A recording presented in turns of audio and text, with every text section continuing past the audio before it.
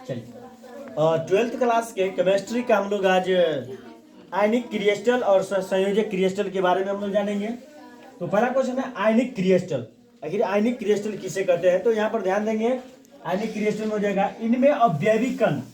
जो आयनिक क्रिस्टल होते हैं उनकी अवयवी कण जो होते हैं उसकी मान जो होती है वो दो रूपों में होती है, या तो घनायन के रूप में होती है या फिर ऋणायन के रूप में।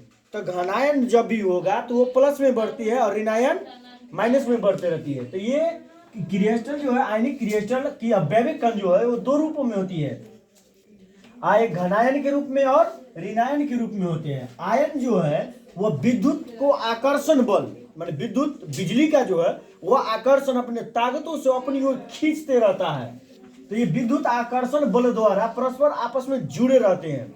ये जो है से विद्युत आकर्षण बल की अपेक्षा वो हमेशा क्या आते हैं, आपस में जुड़े हुए रहते हैं। और जुड़ने के बाद ये बल जो है इतने मजबूत हो जाते हैं, जुट जाने के बाद इतने मजबूत हो जाते हैं कि आयनों को अलग करने के लिए इन दोनों आयनों जो जुटने के बाद जो है जितने मजबूत हो जाते हैं कि इनको अलग करने के लिए हमको ऊर्जा की आवश्यकता होती है, शक्ति की आवश्यकता होती है।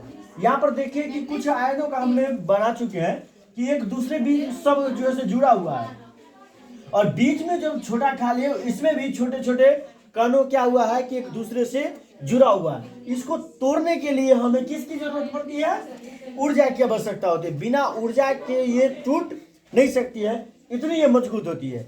इनकी दो विशेषताएं हैं। पहली विशेषता इनकी दो विशेषताएं निम्नलिखित में है। पहली, ये कठोर होते हैं। कठोर मतलब काफी मजबूत होते हैं, इतना मजबूत होते हैं जो मान के चलिए तोड़ने के लिए बहुत सारा परिश्रम करना पड़ता है। और ये भंगुर होते हैं। भंगुर आखिर क्या होता है, तो जिसमें मान लीजिए कि ये ठोस हो गया और इसमें छिद्र छिद्र जो खुदरा होता है इसको भंगुर बोला जाता है। तो ये ठोस भी होता है और भंगुर भी होते हैं, है ना। इनके द्रवनांक और क्वथनांक जो होते हैं, द्रवनांक और क्वथनांक, तो द्रवनांक और क्वथनांक इनका काफी उच्च होता है, बहुत ज्यादा मात्रा में होता है ना। अब यहाँ पर चलते हैं, अगला है सहसंयोजक क्रिस्टल। आखिर सहसंयोजक क्रिस्टल से पहले हम लोग एक बात को जानेंगे कि क्रिस्टल को तोड़ने के लिए हमें ऊर्जा की बहुत सारा आवश्यकता होती है। अब तोड़ने की बात, अब एक दूगो दोस्ती को ले लो, दूगो दोस्ती के अंदर तोड़ने में कोई टाइम नहीं है। क्या होगा, दो तोड़ना है ना दो दोस्तों के बीच, तो एक रासायनिक में चीज याद कर लीजिए, है ना।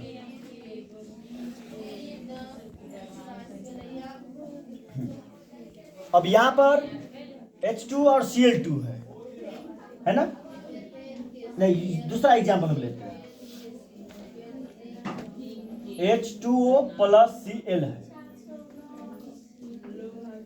अब यहां पर दोनों को जब हम क्रिया करते हैं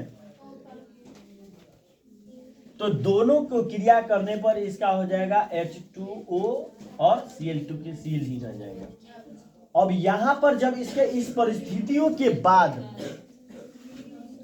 जब यह परिस्थिति आए तो HCl H2Cl प्लस यदि O आ जाए तो ये तो मान के चलिए कि सिंपल था। जब इसको उलट दिया जाए तब इसका जो समीकरण बनेगा, तो इसमें मान लीजिए कि ये दो प्राणी पहले से है, ये दूगो बेचारा जाति हो विजाति हो प्रेम मोहब्बत आपस में करके बेचारा एक साथ सुखी परिवार के साथ जीवित था, कोई दिक्कत नहीं। लेकिन यहां पर हाइड्रोजन जो है ये लड़की का पद निभाता है और वो जो है लड़का का पद निभाता है, और Cl जो है क्लोरीन ये भी लड़के का पद निभाता है। तो H2 और Cl2 जो है आपस में बहुत प्रेम मोहब्बत करता था, इतना कि दोनों को कोई अलग नहीं कर सकता था। लेकिन लाइफ में सब पर भरोसा किया जाए बाबू, लेकिन लड़कियां पर यदि भरोसा करना पड़े तो साफ नहीं कीजिए। क्या हुआ कि जखनिए उसको ये दोनों बीच था कोई दिक्कत नहीं।